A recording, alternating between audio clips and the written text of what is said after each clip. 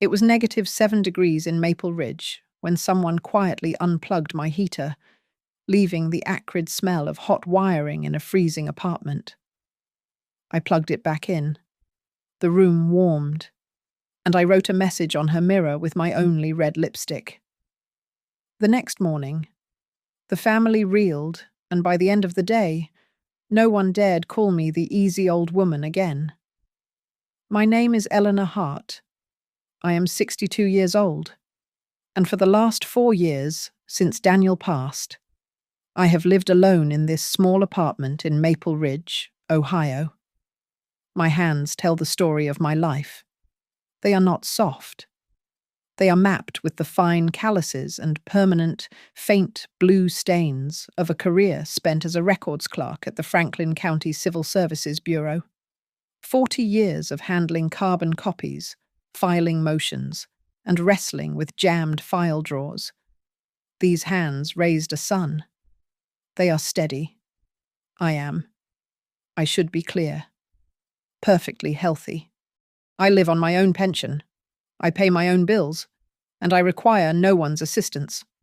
My mind is as sharp as the staple puller I used to wield. I am not dependent, and I am not frail. My son, Mark, is 36. He married Sabrina Cole 2 years ago. I was happy for him. He seemed happy. They live in the townhouse over on Chestnut, the one Daniel and I bought as an investment property decades ago.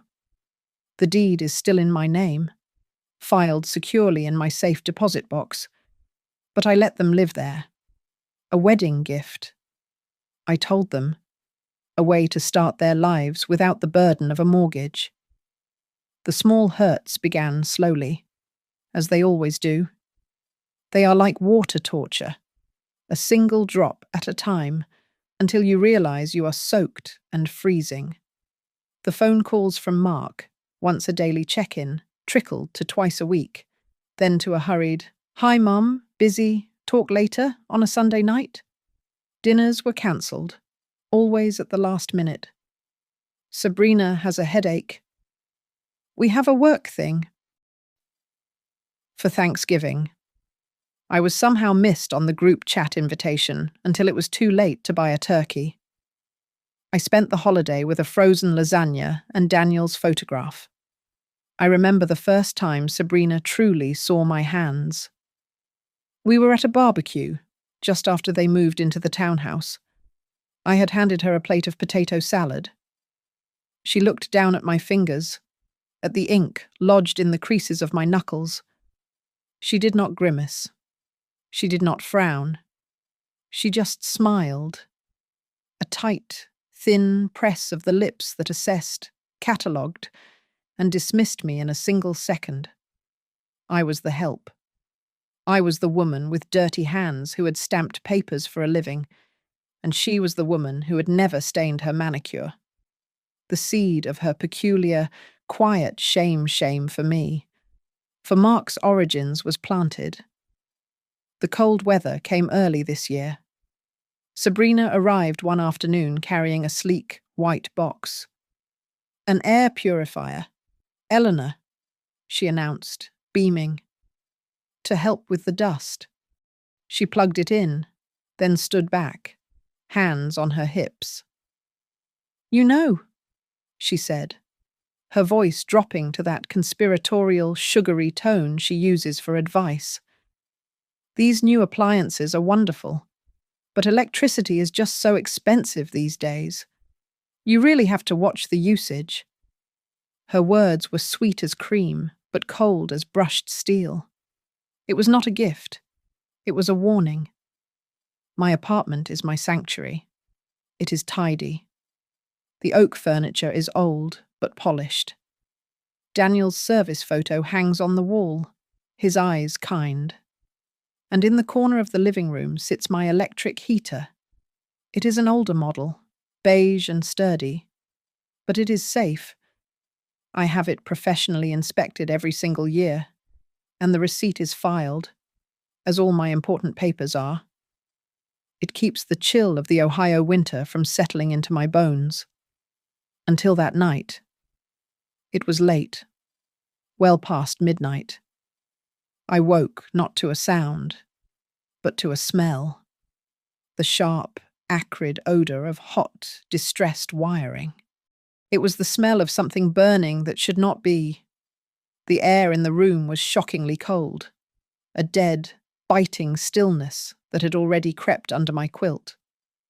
I sat up, my heart a sudden, hard knot in my chest, and I heard it.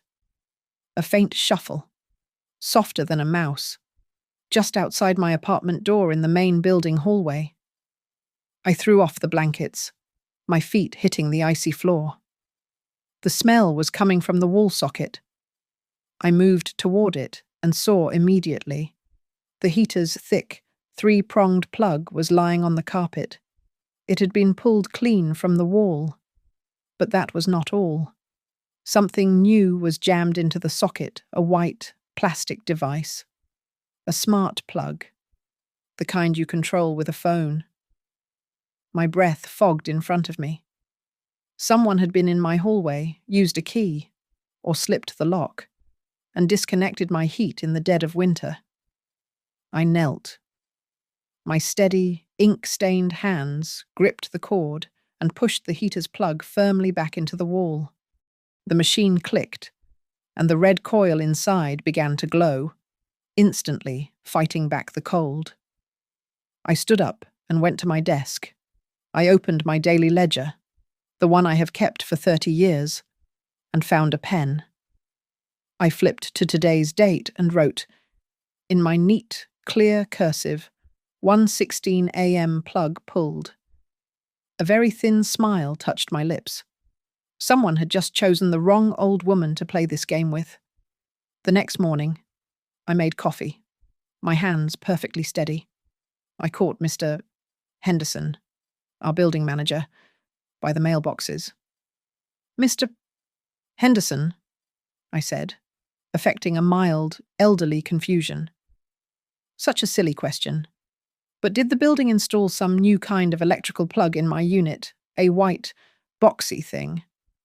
He frowned, adjusting his tool belt. A smart plug? No, Mrs. Hart. We would never install tenant-facing equipment without a building-wide notice. Anything plugged into your wall that you did not put there is not ours. How strange, I murmured. Must be some new government thing. He chuckled and went on his way. I went to the hardware store. I did not browse. I purchased a non-contact voltage tester pen, a micro USB camera no larger than my thumb, and, from a dusty shelf in the back, a simple analog outlet timer. At my desk, I pulled out a fresh sheet of graph paper and drew a precise diagram of my apartment, marking every electrical socket and its current load. I was a records clerk for 40 years. I know how to build a file. My investigation began in my own home. I got on my hands and knees by the front door, the place where the cold had first seeped in. Underneath the small console table, I found it. Not just dust. It was a faint, dark line on the hardwood, the kind of mark a heavy-duty extension cord makes when dragged repeatedly over the same spot. It led from the wall socket to the baseboard near the doorframe, where a tiny, black scuff, barely visible, marred the white paint. Someone had been running a wire. But to where? Or from where I keep meticulous records. Last year, after Sabrina's first comment about my expensive habits, I had a private sub-meter installed in my utility closet. I do not like estimates. I like facts. I pay for what I use. I retrieved my ledger. The numbers were stark. The utility company's meter measures the whole building, but mine measures just my unit. And the data log showed a near vertical drop in kilowatt usage, a sudden flatline of my primary heating load, beginning between 1:10 and 1:16 a.m., the exact time I woke up. The camera was next. I plugged the micro camera into a power bank and tucked it onto the lowest shelf of my bookcase. It was aimed directly at the outlet by the door. It recorded only my wall, my carpet, and my socket. It did not see the hallway. It did not see anyone else's private space. What happens inside my locked apartment is my own affair. I set the analog timer to turn on my coffee pot at 6 a.m., a simple, noisy decoy. I left the heater plugged in, but I turned the thermostat on the unit itself down to low. I would be cold, but I would be ready. I waited 2 days. Friday evening. My phone buzzed. A text from Mark. "Hey Mom, going to be tied up all day tomorrow. Work crisis. Rain check on dinner." I looked at the message. I knew from a stray comment Sabrina had made last week that this Saturday was her big girls' night out with her friends from the city. I smiled. It was a thin, cold smile that did not reach my eyes. I wrote in my ledger, "Mark busy, S out, Saturday." The trap was set. I did not sleep that night. I sat in my armchair, wrapped in Daniel's old wool blanket, and watched the live feed on my small tablet. The hours ticked by. Midnight. 1 a.m. At exactly 1:12 a.m., the shadow under my front door shifted. A thin piece of metal slid through the gap, probing for the simple privacy latch. A moment later, the latch clicked, almost inaudible. The door opened. Just a crack. A hand slid through the opening. It was slender. The fingernails were perfectly shaped, painted in that pale, expensive-looking nude colour Sabrina favoured. A delicate gold bracelet hung from the wrist. The hand fumbled for the wall, found the smart plug, and gripped it. With a firm pull, the hand unplugged my heater, but the camera was very high resolution. As the hand pulled back, the faint light from the hallway glinted off the polished brass of the wall socket's faceplate. Reflected in that tiny metal square, distorted but unmistakable, was a sliver of soft, camel-coloured fabric. I knew that coat. I had seen it on Sabrina's social media page just last week. An arrogant pose captioned, "Fall vibes." I sat motionless until the door clicked shut. I went to my desk. I opened my laptop and went straight to her profile. There it was. The photo of her drinking a coffee, wearing the camel coat. I zoomed in, the bracelet on her wrist. I zoomed in further. The light caught the charm. A small, slanted, gold letter S. It was a perfect match. I did not plug the heater back in immediately. I let the cold sit in the room for a moment. Then I went to my printer. I saved the images from her social media page. I pulled the video file from the microcamera's memory card and took 3 high-definition still frames: the hand, the S bracelet, and the reflection of the camel coat in the socket plate. I printed them all in sharp colour. I opened my grey metal filing cabinet. I took out a fresh manila folder and a label. With my steadiest clerk's handwriting, I wrote one word on it. File Frostbite. My file on Sabrina, the one I labelled Frostbite, was not just about a cold wire. It was about a pattern of behaviour. It was about the specialised, quiet cruelty of Sabrina's politeness. I saw the ritual every time I was at their house. She would be refilling Mark's wine, laughing at something he said. And then, during a lull, she would slide the quarterly utility bill across the polished table. It would land in his line of sight. "Darling," she would sigh, her voice dripping with the performance of shared burden. "The rates are just criminal. We really have to think about waste." She never looked at me when she said waste. She did not have to. She would just follow it with a comment about my old-fashioned appliances or how drafty these older buildings are. The financial gaslighting was a masterpiece of subtlety. Mark, who hates confrontation and loves his wife, began to absorb the narrative. "Mum, are you sure you need that heater running all night?" He asked me on the phone a few days after my camera captured the evidence. Sabrina found an article about these new energy-efficient heated blankets. Maybe that would be better. I heard the words beneath his words. He was being taught to see my comfort as stubbornness, my independence as a financial drain. I checked my ledger against the farmer's almanac. The night my camera caught her was the third incident. The first was the night I woke to the smell of hot plastic. The second, I had mistakenly blamed on a faulty breaker. I had gotten up in the dark, my breath fogging, and shuffled to the breaker box, only to find nothing tripped. It was only when I returned to the living room that I saw the plug lying inert on the carpet. All three incidents correlated perfectly with the 3 coldest nights of the past month. The nights the local news warned of hard freezes, when the temperature dropped well below 0. This was not random mischief. This was specific. This was calculated.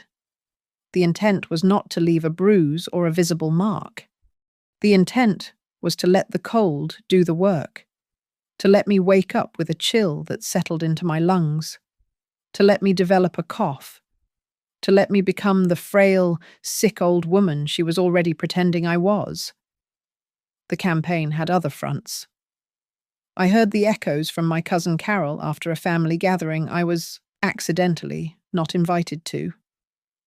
"Eleanor, honey, are you feeling all right?"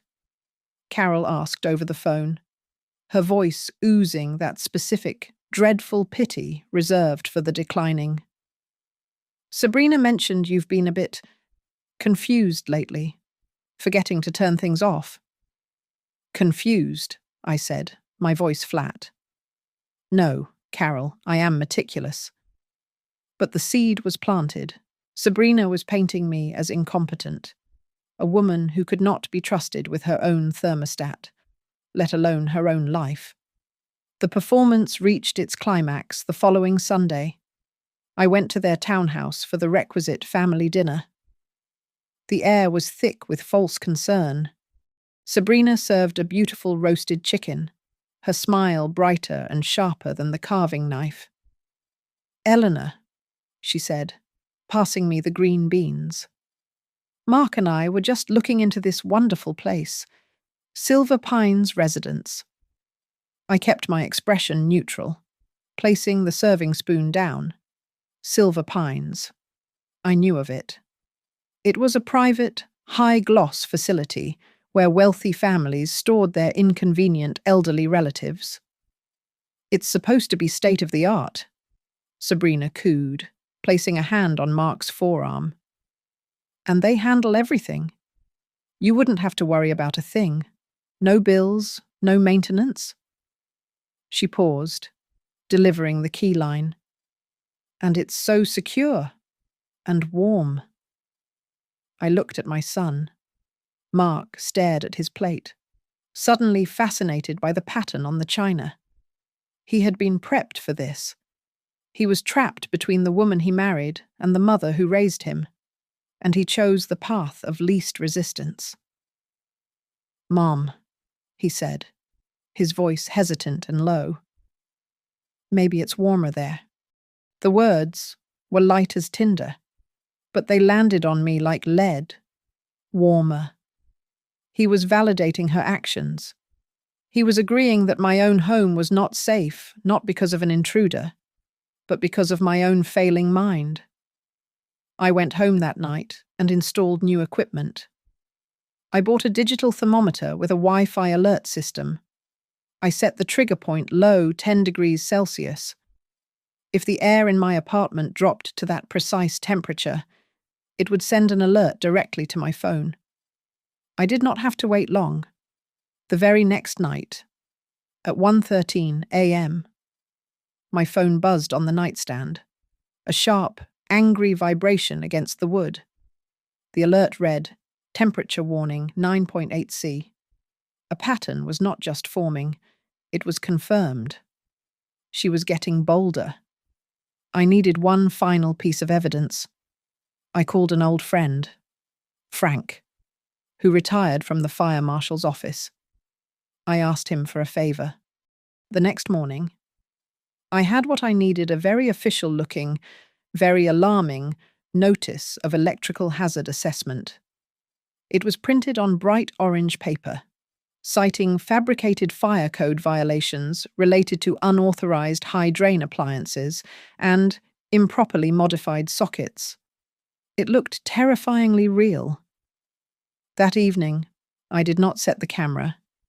Instead, I used a piece of clear tape to affix the orange warning notice to the wall, right next to the smart plug. I went to bed. I did not sleep. I waited until the sun was fully up. I walked into the living room. The air was frigid. The heater's plug was, as expected, lying on the floor. But that was not what I was looking for. I looked at the wall by the socket. The orange paper was gone. She had not just unplugged the heater. She had entered my apartment, seen the official notice, panicked, and taken it. She had stolen a document from my home. The file was nearly complete. The evidence from the false fire notice was the last piece I needed. The file was no longer about suspicion. It was about proof.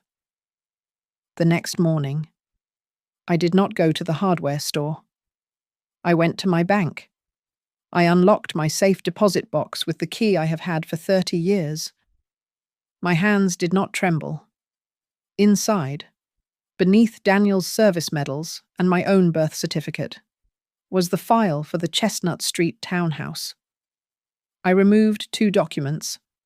The first was the original, certified deed, crisp and official, stating my name, Eleanor Hart, as the sole proprietor. The second was the simple, 1-page rental agreement I had drawn up for Mark and Sabrina 2 years ago. It stated their rent $1 a year, paid on their anniversary. It also contained Clause 7B. This tenancy at will may be terminated by the proprietor for any reason, with 14 days written notice. I had given them a home. The document that gave them that security was also the document that could, at my word, revoke it. I took the papers home and made a call to Nora Whitfield. Nora and I started at the county bureau in the same year, she in the prosecutor's office, I in records. She was now a semi-retired estate lawyer with a reputation for being thorough to the point of brutality. "Nora, it's Eleanor." I laid out the events with the dispassionate precision of a clerk filing a report. The plug, the smart device, the video, the stolen notice. "Good God. Eleanor," she said, her voice sharp over the line. "First, your camera, inside your own apartment, pointed at your own wall, 100% legal. Don't worry about it. Second, the smart plug is evidence. Don't touch it more than you have to. Bag it. Third, her entering your apartment without permission to remove that notice. That's trespassing. And given the removal of your heat source, a lawyer could argue it's attempted endangerment of an elder. That's a felony." "What are my options?" I asked. "You could call the police. That would be messy," Nora said. "Or you can handle the family side of it. That townhouse deed is solely in your name." "Yes," I said. "And the rental agreement. 14 days' notice, revocable at any time." I heard her smile. "Well, there you have it. The law is very clear on tenants who pose a direct and immediate threat to the property or the proprietor. You don't even have to give them the full 14 days if you can prove danger. It's a one-step termination. After the call, I made 2 stops. The first was to Mr. Henderson's office. I requested the building's official electrical meter logs for the past 30 days, citing personal billing discrepancies. He printed them without question. I spent that afternoon with a ruler and a red pen, cross-referencing the building's log with my own sub-meter's data. The load drops matched, every single time. My file grew heavier. My second stop was the bank. I opened a new, small trust account in my name only, transferring a modest sum from my savings. It was a contingency fund. Whether I needed it for legal filing fees or for the deposit on a new apartment for my son, I would be prepared. That evening, I did one more thing to establish my official record of goodwill. I picked up my phone and left a voicemail for Mark. I made sure my voice was calm, slightly hesitant, and full of the mild concern he would expect from his aging mother. "Mark, darling, it's Mom," I recorded. "I'm having a little trouble with the outlet by my door, the one for the heater. It just keeps stopping. I'm a little worried about the wiring, that it might be a fire hazard. Could you possibly come by and take a look at it for me? I'd feel so much safer if you did." I saved the audio file of the message before I hung up. His reply came 2 hours later, via text. "Sorry, Mum. Swamped. I'll try to look next week. Just use the other wall." Not 3 minutes later, my phone rang. It was Mark's number, but it was not Mark's voice. "Eleanor, Mark just showed me your message," Sabrina said, her voice a slick, polished veneer of sympathy. "See, this is what we've been worried about. You're stressing over outlets and drafts. It's just too much for you. Why don't you just sell that old apartment and move into a nice, new, managed centre? It would be so much simpler." I held the phone, listening to the predatory concern. She was not just unplugging my heat, she was actively trying to liquidate my assets and dispose of me.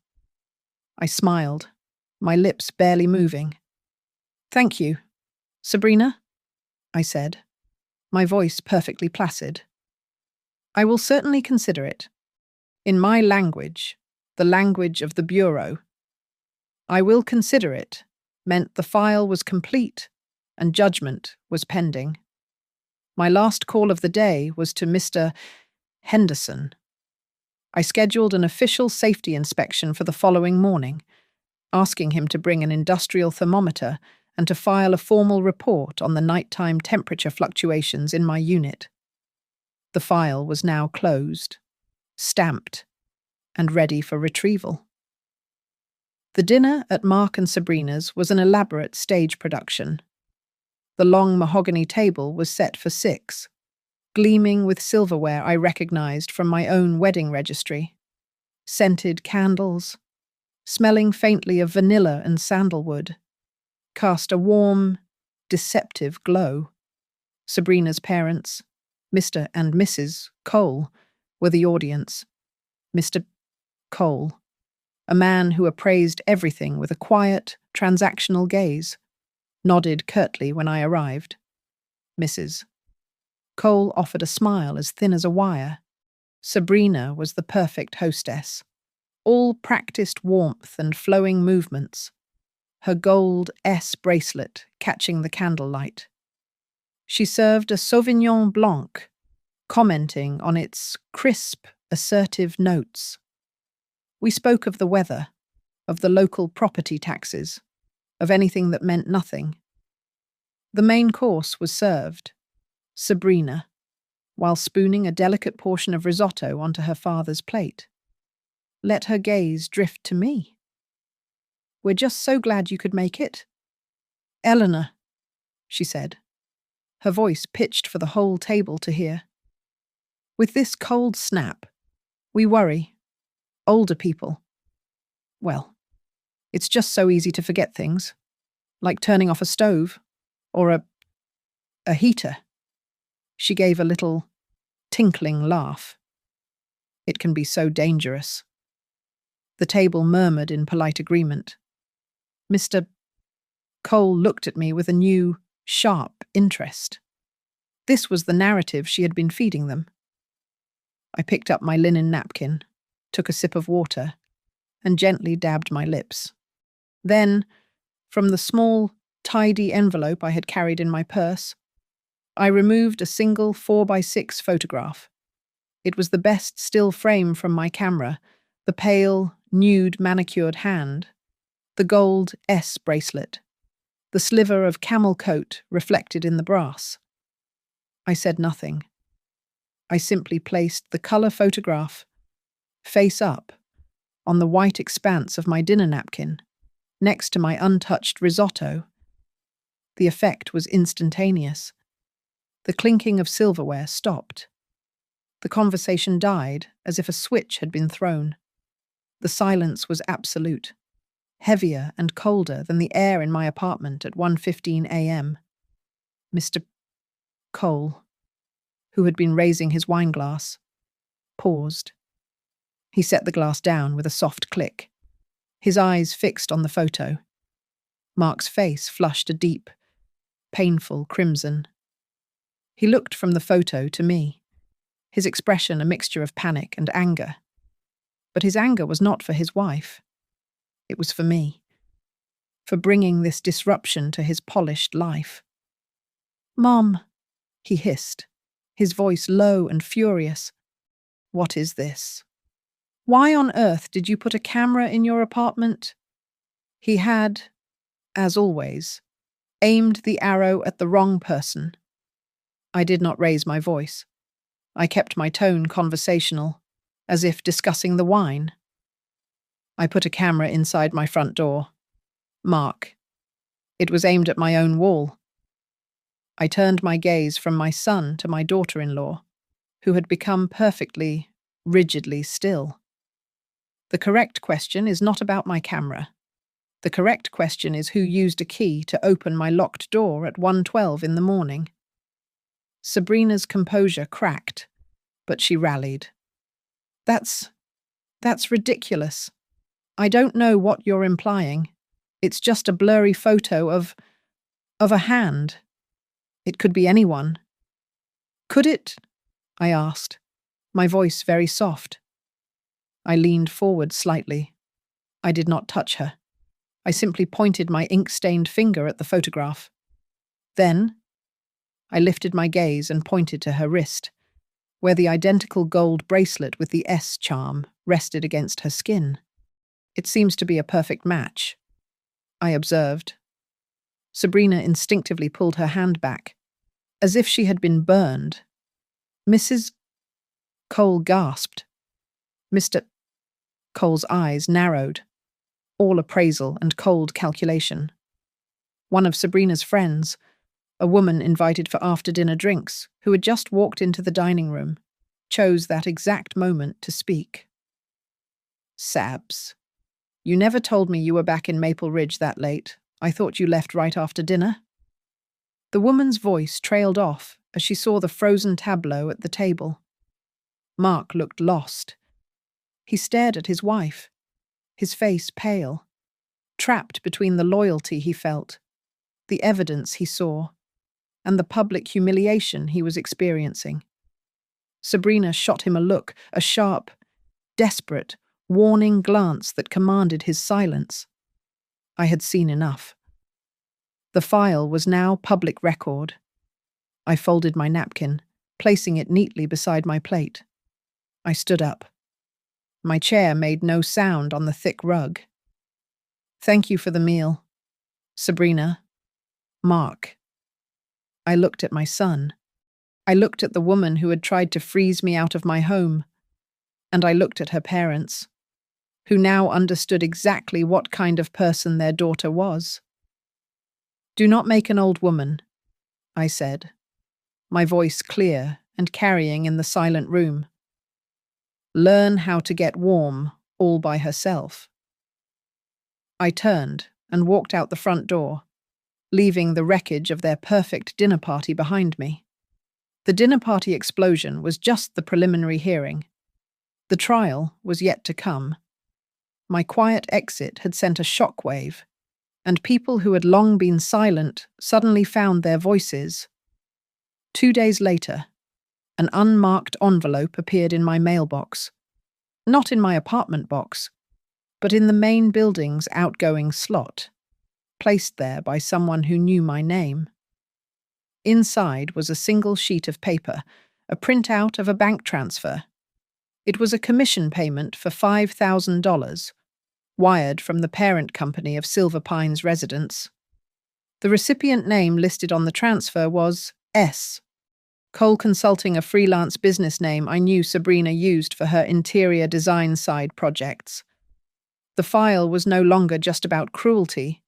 It was about profit. The same day, my cousin Carol called, her voice tight with an embarrassment that was not her own. "Eleanor," she said, "I have to forward you something. Another cousin was in this private online group with Sabrina. She posted this a month ago. I think you need to see it." An email arrived. It was a screenshot of a post from a private Modern Wives forum. The username was Sab's Design. The post was long and full-winded, a performance of a daughter-in-law's burden. "It's just so hard." Sabrina had written, "My mother-in-law is getting confused. She's leaving heaters on, forgetting bills. Mark is too sentimental. But she's sitting on a prime piece of real estate in Maple Ridge, and frankly, it's a hazard. I've been subtly nudging her towards a lovely residence, Silver Pines. Highly recommend. DM for my contact there. I'm just this close to convincing her and Mark to sell the apartment. It's for her own good. Of course.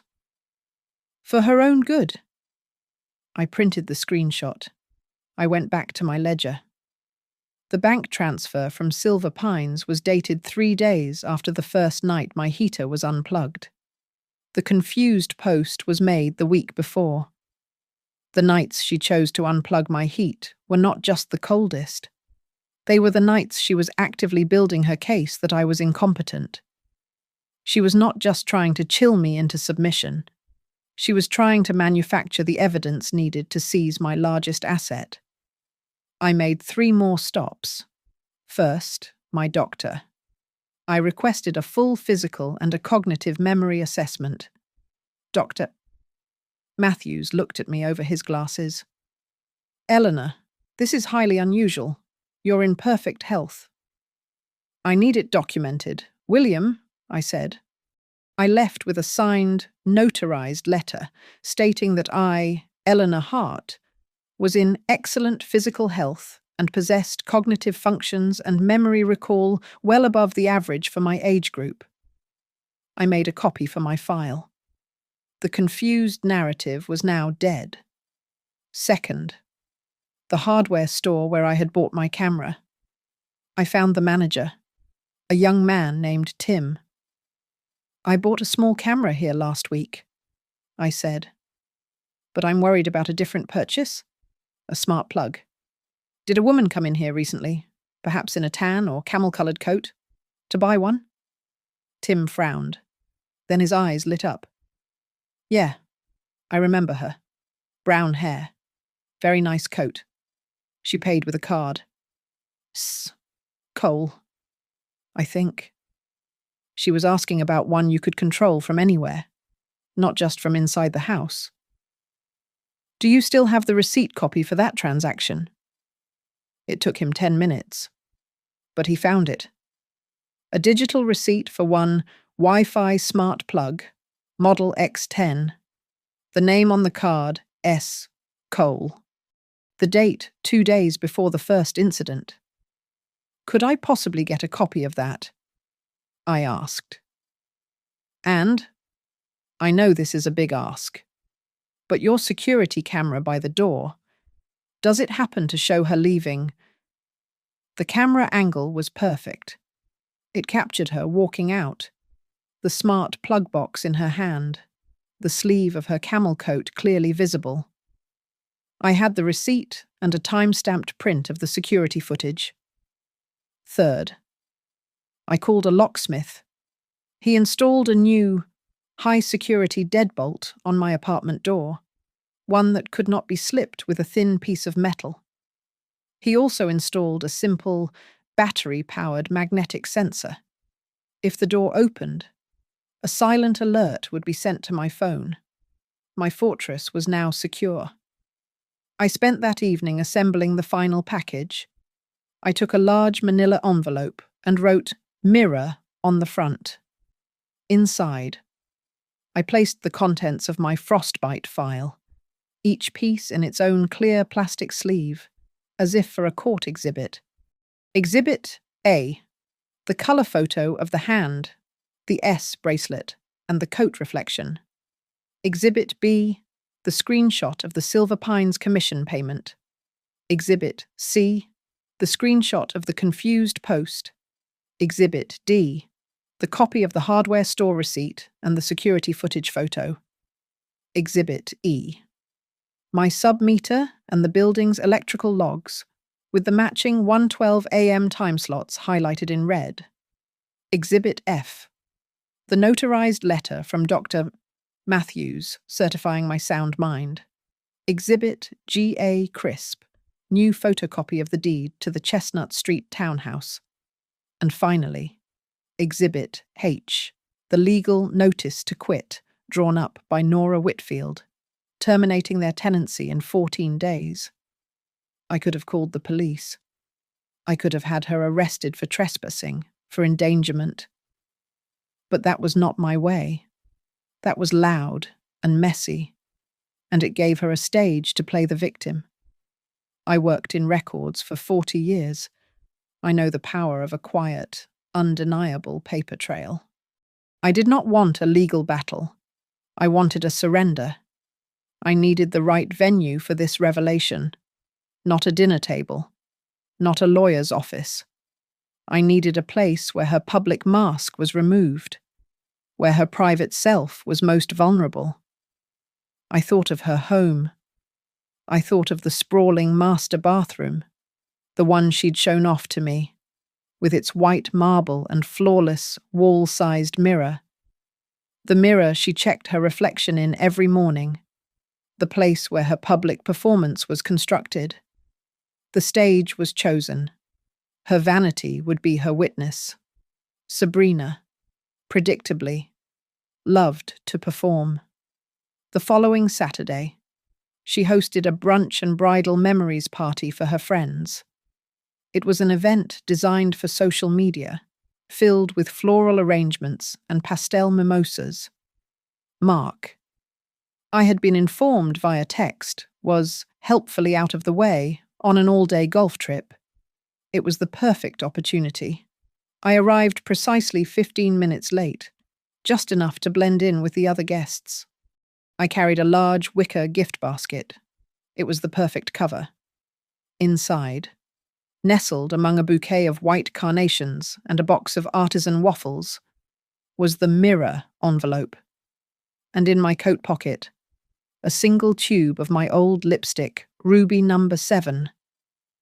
The party was loud, a high-pitched performance of female friendship. The guests were mostly gathered on the back patio, taking photographs of their champagne flutes in the morning light. Sabrina was in the center of it, radiating smug hospitality, gesturing with her hands as she retold some story. I murmured an excuse about needing to use the facilities and made my way down the hall to their master suite. The patio doors were open. I waited until I heard her laughter move definitively into the garden, followed by the cooing of her friends.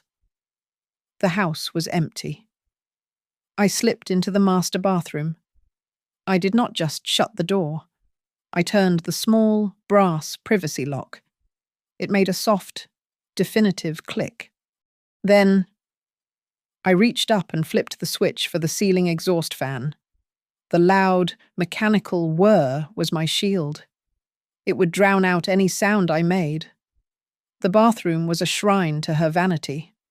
White marble, silver fixtures, and the mirror a vast, spotless sheet of glass that reflected the entire room. I placed my basket on the floor and began my work. My clerk's hands were steady. First, I took the large manila mirror envelope and propped it against the wall, right on the counter. Impossible to miss. Second, I dealt with the lighting. Above the mirror was an expensive, modern sconce with a frosted glass diffuser. I reached up. My fingers found the 3 small decorative screws holding it in place. I turned them quickly, my knuckles brushing the cold wall. I slid the glass panel out, exposing the bulbs. I took the notice to quit, the legal eviction document Nora had prepared, and taped it flat against the inside of the fixture, facing the light. I slid the glass diffuser back on and tightened the screws. When the light was off, it was invisible. But the moment she flipped that switch, the words, "Notice to quit," would illuminate, a watermark of truth burning through the light. Third, the mirror itself. I took the ruby number 7 from my pocket. I uncapped it. The sound was a soft pop in the noisy room. I did not need steam. The waxy lipstick was bold and clear. I started to write on the glass. My handwriting was not shaky. It was the firm, clear cursive of a woman who had spent a lifetime documenting facts. I kept it brief. It was not an accusation. It was an inventory. 1:12 a.m. times 3. Smart plug. Receipt. Camera. Commission. Deed. Each word was a file stamp, a final record. I took the clear-sleeved photograph of her hand, the S bracelet, and the camel coat reflection, and taped it to the bottom right corner of the mirror, right next to my writing.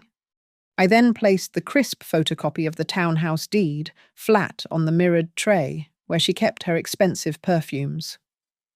My work was almost finished.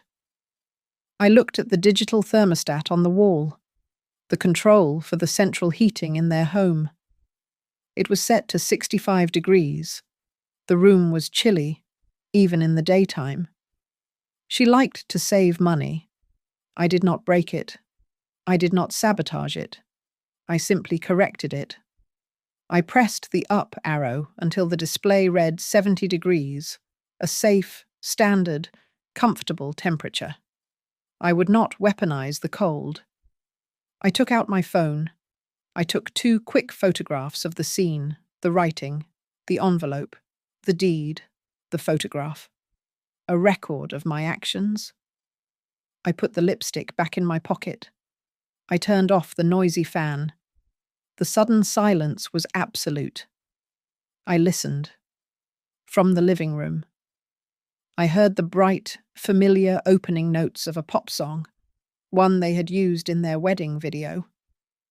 I unlocked the door. I slipped back into the hallway. I re-entered the living room, walking past the table of half-eaten pastries, just as Sabrina and her friends came back inside, laughing, their cheeks flushed from the cool air. A thin smile touched my lips. The stage was set. The brunch continued. The laughter was loud. The mimosas were flowing. After about 20 minutes, I watched Sabrina press a hand to her forehead, a small, practiced gesture of the overwhelmed hostess. "I just need to freshen up," she announced to the room. "Be right back." I watched her walk down the hall. I heard the click of the bathroom door. A moment later, I heard the whir of the exhaust fan she had turned on. And then, I heard the click of the light switch, a beat of silence. The fan whirred. From the living room, I could hear her friends chatting. Then, a small, sharp sound. A glass bottle hitting the marble counter. "What's that?" one of her friends whispered, standing near the hallway. Is Sabs okay? Two of them, mimosas in hand, began to drift down the hall. Sabs, you good, one of them called, pushing the door open. They stopped dead in the doorway. Oh my God, one of them breathed. Sabrina was standing in front of the mirror, her face a stark, waxy white. Her eyes were fixed on the glowing "Notice to Quit" watermark, visible through the bright sconce. She was staring at the red words, at the photograph of her own hand, at the copy of the deed lying among her perfumes. What is this? The friend asked, stepping inside. Sabrina's reaction was pure, animal panic. She grabbed a handful of tissues from the box on her counter and began to scrub frantically at the mirror. It's nothing, she hissed, her voice tight. It's a stupid, crazy prank. But she was wrong. It was lipstick. It did not wipe away. The ruby number 7 only smeared, dragging the waxy red pigment across the glass, turning the neat, cursive words into a horrifying, greasy scrawl, making them louder, not quieter. The commotion, the frantic scrubbing, the gasps, had drawn more people. A knock. Sabs, what's going on in there? It was Mark's voice. He must have come home early. The door, which was never fully closed, was pushed wide open. He stood there, golf shirt and all, followed by Mr. Cole, who must have arrived with him. The rest of the party crowded in behind them, a silent, stunned audience. The secret, which had lived in my files and on her mirror, was now public. Sabrina froze, her hand, covered in red lipstick and wet tissue, suspended in the air. I had moved from my seat. I was standing in the hallway, just outside the bathroom door, my purse held in my hands. I looked past the shocked faces of her friends, past my son, and directly at her. If you need the originals, I said, my voice perfectly calm, cutting through the stunned silence. I have them right here. Mr. Cole's face turned a dangerous shade of purple. He took a step toward me, his hand raised as if to silence me. Now you listen here, he began, his voice a low growl. You will not come into my daughter's home and... I did not raise my voice. I simply reached into my purse and pulled out a small, folded stack of papers. I handed them to him. It was the side-by-side comparison of my sub-meter log and the building's electrical report, the red highlights marking the drops in usage. Tucked inside was the still from the hardware store's security camera, showing Sabrina at the checkout. He looked at the papers. His eyes scanned the columns. He saw the photo. His mouth, which had been open to shout, closed. He said nothing. It was one of the friends, the one still holding her mimosa, who delivered the final blow. She was looking at the smeared word, commission, on the mirror. Silver Pines, she said, her voice piercingly clear. Oh, Sabs. Is that place you got that huge referral bonus from? You were bragging about it last month. Remember? Said it was your easiest 5,000 ever. A collective, sharp intake of breath. Mark, who had been staring at the mirror, slowly turned his head. He did not look at me. He did not look at his father-in-law. He looked at his wife. His face was pale, his eyes completely, utterly lost. Sabs, he whispered. You unplugged my mother's heater. Sabrina looked at him, her face collapsing. The mask of the perfect hostess, the perfect wife, the perfect daughter-in-law, shattered. Her voice was a high, broken thing, a terrible sound. It was just... It was just to save money, she cried. She's so stubborn. I was just trying to save. Her voice cracked and died. The room was perfectly silent, broken only by the mechanical whir of the exhaust fan she had turned on. It was the sound of contempt. The shocked silence of the bathroom was my cue. The party was over. "Guests, please leave," Mr. Cole said, his voice a low command. The friends, eyes wide, clutching their phones and purses, needed no second invitation. They scattered like birds, whispering as they went. The room was suddenly empty, save for the principal actors: Mark, Sabrina, her parents, and me. I stepped fully into the bathroom, my purse in my hand. "The performance is over. Sabrina, we are now discussing the terms." "Get out of my house!" Sabrina spat, her face blotchy and red from her tears of rage. "My house," I corrected her, my voice quiet. I tapped the photocopy of the deed still sitting on her perfume tray. "My name? Now, you have two options. This is a simple, binary choice. You are a clerk. You will appreciate a clear filing system." I placed the manila mirror envelope on the damp counter. Option A. You will sign a legally binding non-interference agreement, drafted by my lawyer, stating you will never again interfere with my property, my mail, my utilities, or my personal life. You will write a check for $5,000, the amount of your blood money from Silver Pines, to the Ohio Mutual Aid Fund for seniors, and you will deliver a full, public apology to the entire family, including Cousin Carol, admitting you fabricated the confusion narrative. "And if I do not," she sneered, though her voice trembled. Option B. I pulled the final document from the envelope. It was the notice to quit, the legal eviction form, already signed by me. "You will be served with this. You will vacate my property in 14 days. Your credit will be ruined, and I will submit my entire file, the camera footage, the receipts, the bank transfer, the posts to the district attorney for a case of elder endangerment. The choice is yours: a temporary humiliation or a permanent life event." I added a condition.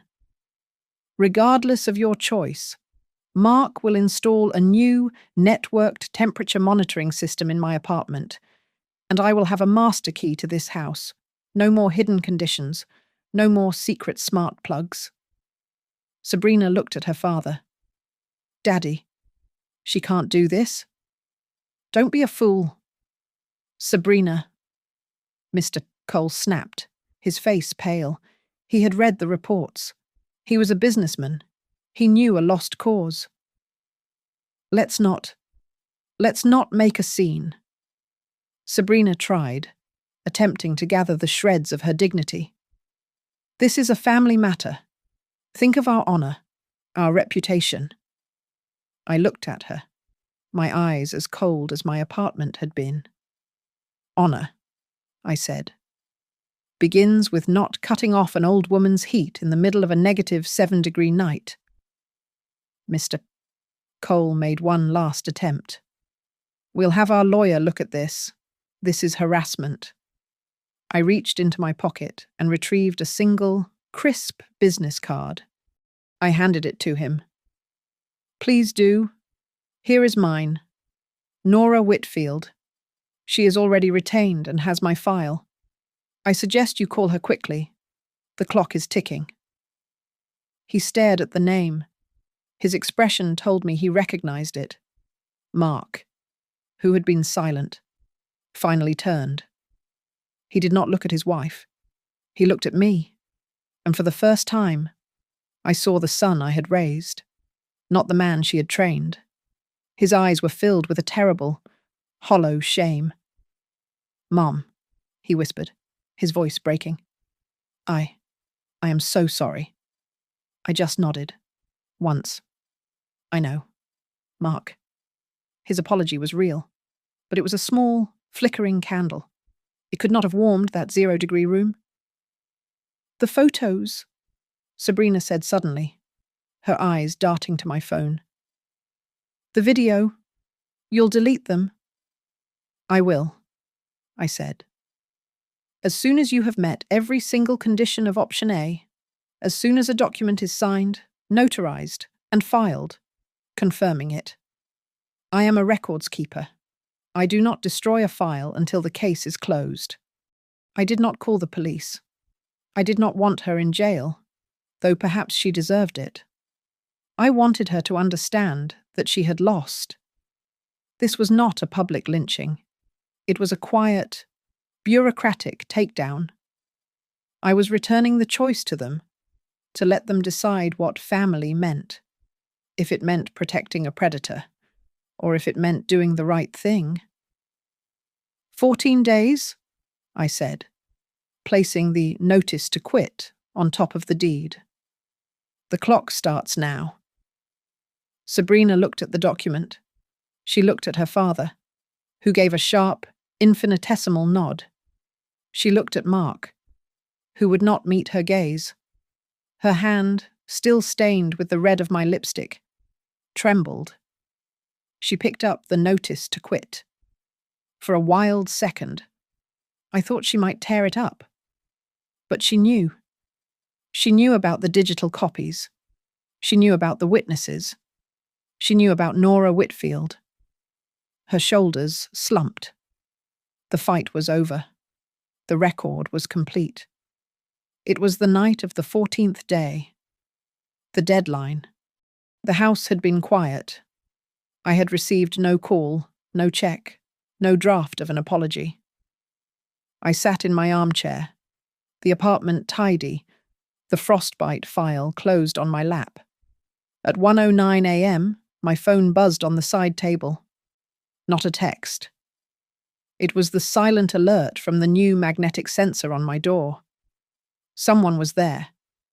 I did not get up. I simply turned on the small lamp by my chair. I heard the faint, metallic scrape of a key, the old key sliding into the new, high-security deadbolt. It failed. Of course. A moment of silence. Then, a soft, insistent knock. I did not move. I waited. The person outside my door was deciding, go or escalate. The person chose to escalate. I heard a phone vibrating, and then my own phone began to ring. It was Sabrina. I silenced it. A moment later, a frantic, muffled voice from the hallway. "Eleanor, I know you're in there." "Mark." "She's not answering. She's probably fallen." The new lock jiggled again, more violently this time. I stood up and walked, not to the front door, but to my own bathroom. I switched on the light, and there, on my own mirror, I had already written a new message using the same ruby number 7 lipstick. It was waiting for her. It read, "The house is in my name. The warmth is from a person. Next time you cut the heat, I cut the house." I walked to the front door, unlatched the new deadbolt, and opened it. Sabrina stood there, her phone in her hand, her face pale with a manufactured panic that dissolved into shock when she saw me. She stammered. "I was worried. You didn't answer." "I do not answer my phone at 1 a.m. Sabrina," I said. "And you do not have a key that works here anymore. Your time is up." I held up the final envelope. "I have here the executed notice to quit. It will be filed with the court at 9 a.m. Or what?" she snapped. "Or you will be at my cousin Carol's house tomorrow at noon, with the entire family present. And you will deliver the public apology we discussed. You will return the $5,000. You will sign the non-interference agreement. And this," I tapped the envelope, disappears.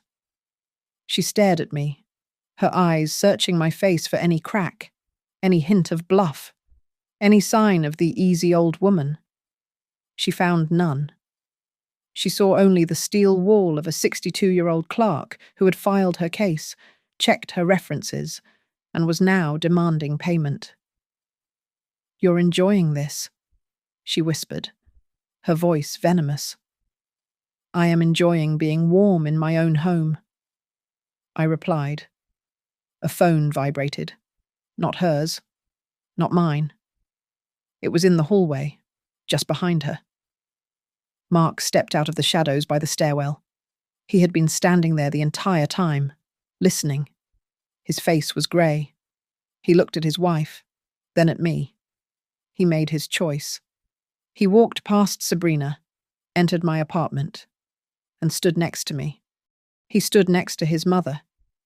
Sabrina saw it. She saw the final, total loss of her ally. The last cog in her machine had just been removed. She looked at Mark. She looked at me. Her shoulders slumped. The fight was gone. I'll be at Carol's," she whispered, the words tasting like ash in her mouth. "I'll apologize." I nodded. Once. I went into my bathroom, took a clean, dry cloth, and wiped the red letters from my mirror. The glass squeaked, becoming blank and reflective once more. The war was over. The terms met. I returned to the living room. The white smart plug was still sitting on my desk, an artifact of the conflict. I picked it up. I did not give it to her. I handed it to my son. "You keep this, Mark," I said, my voice soft. "It's a reminder. Every object tells the truth, if you are willing to listen." He took it, his hand closing over the plastic. As if on cue, the old, sturdy electric heater in the corner reached its temperature. There was a loud, definitive click as the thermostat shut off, its duty done. The coils dimmed, but the room was full of a safe, steady warmth. I turned my back on them both and walked to my window, looking out over the quiet streets of Maple Ridge. I heard the door close. I heard the new, heavy deadbolt slide home. The sound was finite. The lock was set. The knot was untied. The warmth was no longer a hostage, and my dignity, like a light, had just been switched back on. Thank you so much for listening to my story. Please comment below and let me know where you are listening from. I would love to connect with you and hear your thoughts. If you enjoyed this, please subscribe to Grandma's Family Diary, like this video, and give it an extra boost by hitting the hype button so more people can hear it.